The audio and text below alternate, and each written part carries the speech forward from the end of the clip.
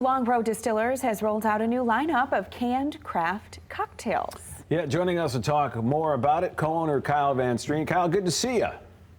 Hey, you too. Well, let's talk about this. And how did you come about this new product? Well, as many folks know, we've been around for about 5 years now. And with a bar and cocktail lounge here on the west side, we've experimented with a lot of different cocktails over the years. And one thing that people have always wanted for the past 5 years is some of our cocktails in cans. It's more convenient. It's easy to just grab and take to the lake or to the beach or the pool. And so finally, after all this time getting the licensing in place, fine-tuning our recipes a little bit, we're happy to release a few different options in our canned cocktail lineup.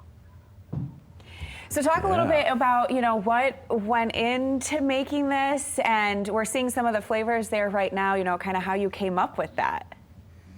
Yeah, so these are 3 of our most popular cocktails. The one that folks have been asking for the longest is our version of a Moscow Mule. We call it the Polish Falcon. It's a little ode to the heritage here on the west side. It's our original vodka, a house-made ginger beer, and a little bit of lime. It's really delicious. I think it's better than any mule out there that you're going to find. We also have our Taytaz Lemonade, which is one of my summer favorites. Really nicely balanced vodka, lemonade with lavender and rose water. And then finally, we have one of our classics, the LRD GNT, which is our dry gin and our house tonic.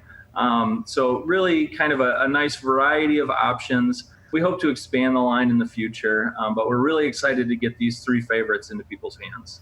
So Kyle, talk a little bit about the production of this line, because I know we have done stories during the pandemic about a shortage of aluminum cans. So what did you guys have to do to overcome that? Honestly, I think we got a little lucky by ordering these cans ahead of the aluminum shortage. So we had these coming in just as that happened. Thankfully, our suppliers have been pretty well stocked up.